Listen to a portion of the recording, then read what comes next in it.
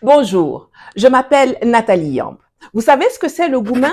C'est le mot qui qualifie le chagrin d'amour en ouchi, en argot ivoirien. Quand ton cœur est froissé, quand l'os qui est dans la gorge là ne descend pas, on dit que tu as goumin. Eh bien, je vais vous présenter l'incarnation du goumin. Voilà Sébastien Lecornu, Seb pour les intimes. Il est le ministre français des armées. Il y a quelques jours, le bougre a encore mis nos noms dans sa bouche pour déblatérer son refrain habituel. Lisons ensemble ce qu'il a dit au journal français Le Figaro. Ceux qui, au Mali, au Niger et au Burkina Faso, ont hier insulté la mémoire de nos soldats qui avaient pourtant combattu le terrorisme à leur demande, sont aujourd'hui en échec. Voir cette menace ressurgir après tant d'efforts a quelque chose de désespérant. Seb. Donc, près de 3 ans après avoir été chassé du Mali, 2 ans après avoir été dégagé du Burkina, plus d'1 an après avoir été éjecté du Niger, la France a encore les brûlures d'estomac. Goumin vous a déjà des yako. En septembre 2023, j'avais déjà réagi à un pareil commentaire de Sébastien Lecornu, mais je l'avais fait par écrit sur Twitter et dans un article publié sur mon blog. Oui, j'ai un blog. Alors aujourd'hui, je vais faire une version vidéo, comme c'est ça qui circule bien. Donc, à la fin de cette chronique, il faut bien partager le lien pour que ça inonde tous les réseaux. On y va!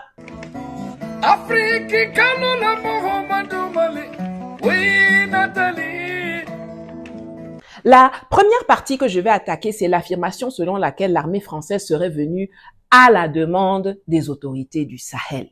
Gros mensonge. Personne ne leur a demandé de venir avec leurs troupes. C'est l'État français qui a fait le « je m'invite », comme on dit chez moi, c'est-à-dire qui a fait le forcing pour déployer l'armée française au Sahel.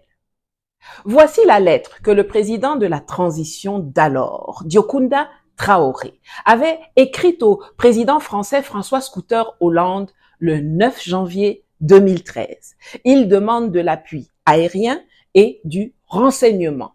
Aucune troupe au sol n'a été demandée par les autorités maliennes d'alors, qui étaient d'ailleurs des autorités putschistes. Mais apparemment, déjà à l'époque, dans la doctrine française, il y avait les putschistes halal et les putschistes haram. Maintenant que ce premier mensonge a été débunké, je vais m'attaquer à la deuxième partie, les prétendus soldats français qui sont morts au combat au Sahel. Combien de fois n'a-t-on pas entendu cette phrase dans la bouche d'Emmanuel Macron, d'hommes politiques et de médias français, et même de citoyens lambda sur les réseaux sociaux? Cette évocation qui est censée démontrer l'ingratitude animale des Africains ne tient pas la route dès lors que l'on analyse les faits. Tout ce que je vais énumérer maintenant est disponible dans la presse française et surtout sur le site du ministère français des Armées. Allons-y voir dans le détail. Andy Fila, mort en réparant un frigo à N'Djamena. C'est ce que vous avez entendu là. Adrien Quélin, mort en réparant un camion. La bascule de la cabine lui est tombée dessus. Marc Martin Vallet, accident de la route. Albéric Rivetta, arrêt cardio-respiratoire. Je continue. Alain Bertoncello et Cédric Pierrepont, morts lors d'une opération pour sauver des otages français, sud-coréens et américains au Burkina. Aïe! Est-ce que c'est ça qu'on vous avait envoyé faire? Il y a aussi tous ceux à qui la France elle-même a dénié le statut mort pour la France. Ils sont 6.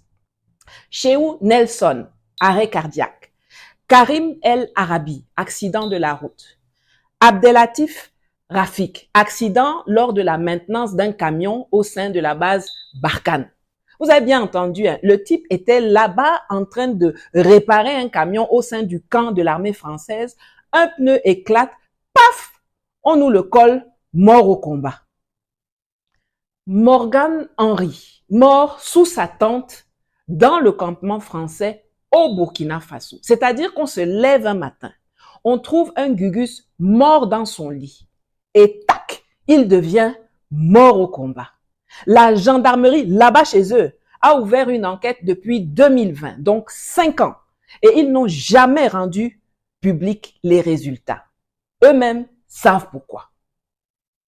Ensuite, il y a Nicolas Roche. Pour lui, on n'a jamais indiqué de quoi il est mort. Son nom a été effacé du mémorial des morts pendant les opérations extérieures françaises. Et enfin, il y a aussi Jean-Luc Ronis. Lui, là, je ne sais pas ce qu'il a fait, mais ce n'est que 3 mois après son décès que sa commune a été informée.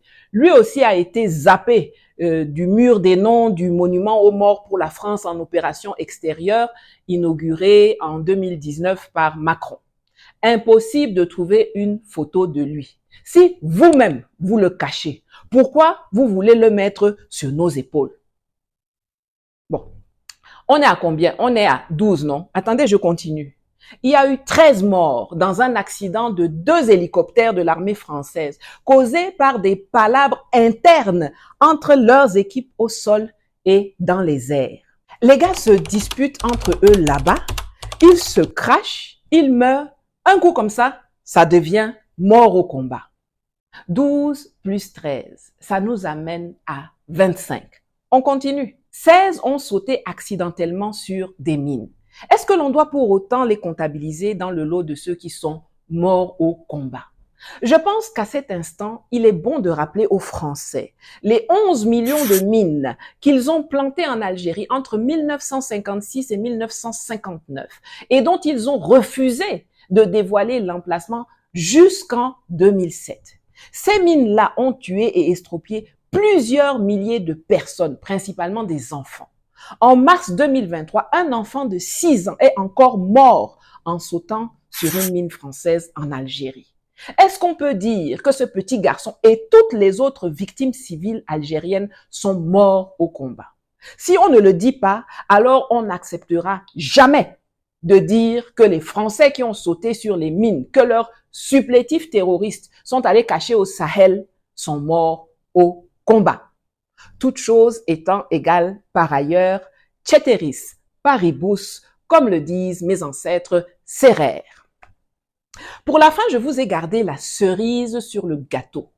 Thomas Guibault, Baptiste Truffaut, tous les deux tués par d'autres soldats français. Ils se trucident entre eux, ça devient notre problème. Si c'est pas la malchance, ça. Nous voici donc à l'heure du bilan, le vrai bilan, étayé par des faits indiscutables que eux-mêmes ont communiqués. Morts au combat? Vraiment? Laissez-moi rigoler. Sur les 58 dont ils parlent, 43 sont morts dans des accidents, parfois d'ailleurs de leur propre fait, ou se sont tués eux-mêmes entre eux. Il en reste 15 qui sont morts pour la France et pas pour le Mali ni pour aucun autre pays de l'AES. Ils sont morts pour le fric et pas pour l'Afrique. Même en matière de comptabilité funèbre, ils sont perdants. 15, c'est moins que les 22 civils qui ont été tués par les soldats français alors qu'ils célébraient un mariage à Bounti, au Mali, en janvier 2021. Doit-on citer les centaines de milliers de soldats africains qui sont morts pour la France pendant la Première et la Deuxième Guerre mondiale? Ou ceux qui ont été assassinés par l'armée française à Tiaroy après avoir risqué leur vie au front pour une métropole qui n'avait que mépris et spoliation pour eux? La prochaine fois qu'ils vous bassinent avec leurs 58 soldats morts au combat au Sahel, n'hésitez pas à leur répondre en copiant le lien de cette vidéo.